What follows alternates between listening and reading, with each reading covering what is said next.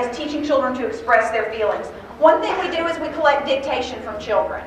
And not just about complicated subjects, but about everything. When they've drawn a picture, and you write on the picture what they say. My teachers say all the time, what if their grammar isn't correct?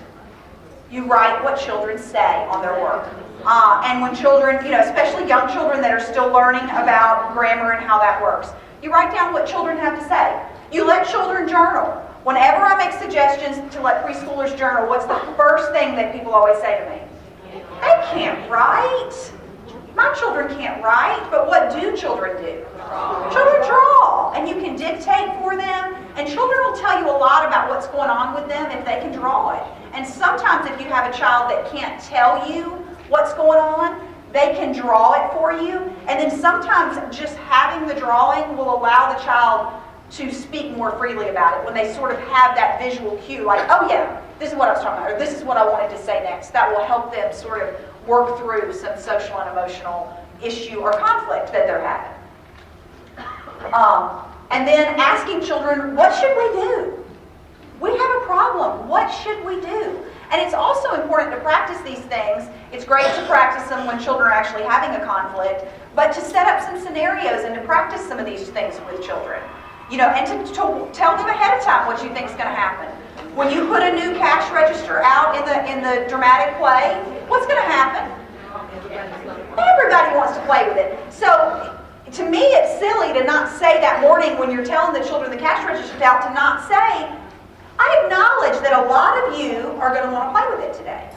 And not everybody may get a turn. But I promise that everybody's going to get a turn this week.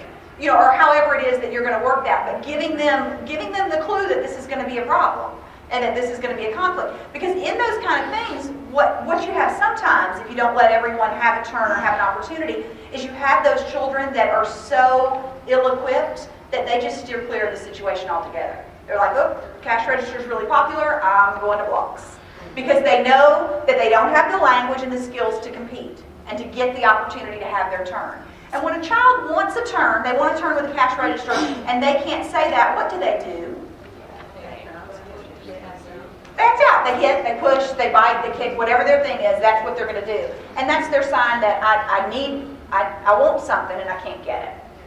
And then helping others. Having children help others through a conflict, through a problem, or having them help others, learning to feel empathy. She fell down and skinned her knee. Can you go get me a wet paper towel so we can put it on her knee?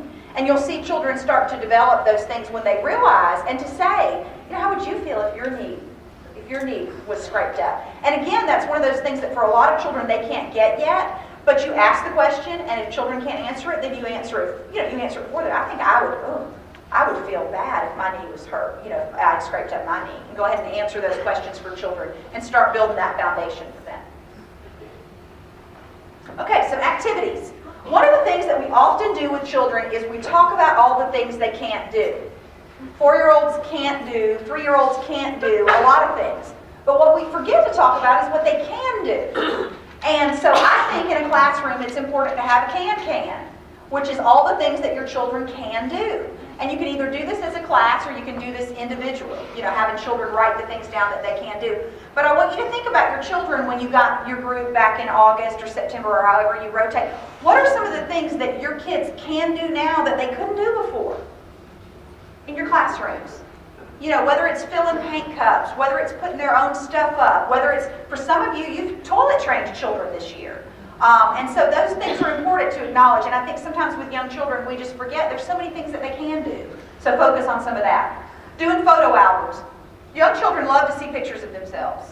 And so having pictures of them around the room, having photo albums that have things that you as a class, that your class has done. And it doesn't always have to be, I know a lot of times we take the camera on the field trip. And we take the camera when we're having our fun water day on Friday that Pam loved to have. We take the camera for those kind of things, but just for everyday things. When children come in and like what they have on, or like the way their hair's done, or whatever, to take pictures of children and put that in sort of a class book so that children can see themselves.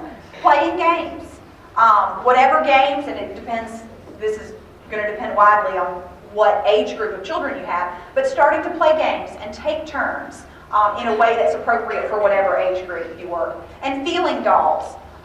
There can be, and this comes in lots of different forms. Do any of you have those posters, those feeling posters that show all the faces and how you feel? And that can be a really easy way for children to point and tell you a little bit more about how they're feeling. And you can even direct children. You can say, you look to me like this, like you might be angry or mad or sad or whatever it is that you have. But when children can talk about those kind of things, they will feel much better about that.